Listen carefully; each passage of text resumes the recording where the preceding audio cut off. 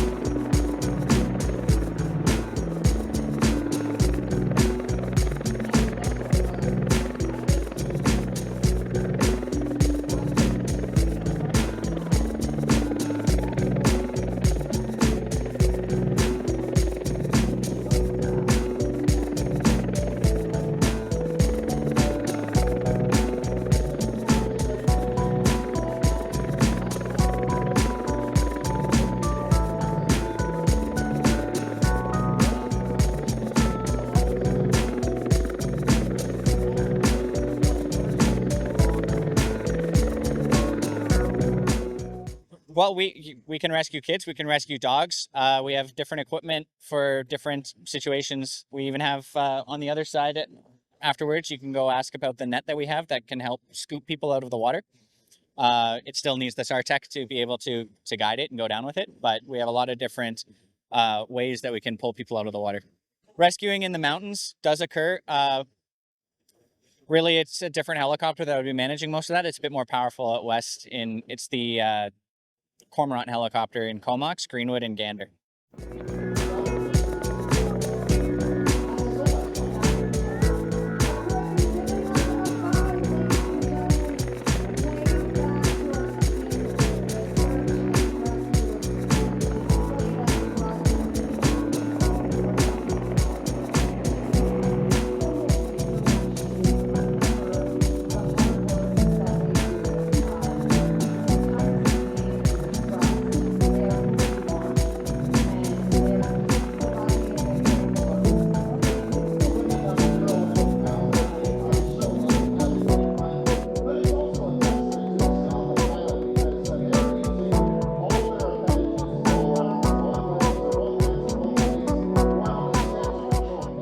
Well, with our squadron at 424, we have the C-130 Hercules as well, and the advantage we have over them is that we can fly a lot slower and lower to the water to be able to find them. So the slower and lower you are, the easier it is to see a little bobbing head.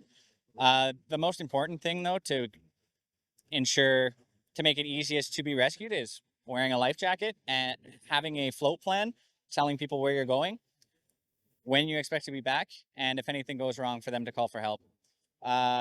Anything else that would be helpful would be having personal locator beacons and anything reflective, like a reflective life jacket that you can see from the sky a lot easier. You're right with the rolling waves. It does make it a lot more challenging to do our demonstrations, or well, not demonstration. The demonstration itself is, like you said, it's very safe, but when we're actually doing the water rescues, we have a lot of equipment on board that does help us come back to the same area, like a GPS. But the main thing that we use is just everyone's eyes, and we have 5 sets of eyes on board at any given time to help find the person in the water.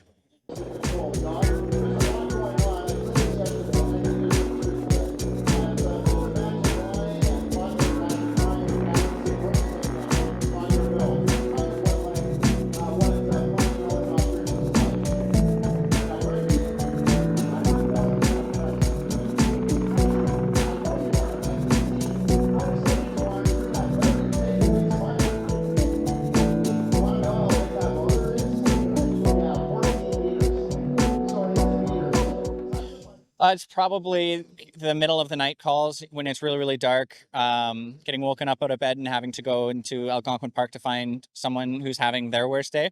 Of course, we have the adrenaline that's helped pushing us and keeping us going, but it's probably the most challenging is when we're dealing with weather in the middle of the night. At the maximum speed, 260 kilometers an hour and a range of 656 kilometers. Now that number is a little misleading because they always like to point out that it all depends on what kind of headwinds you're dealing with. Come on out to the Toronto Air Show, the CIAS, and come see our demonstration.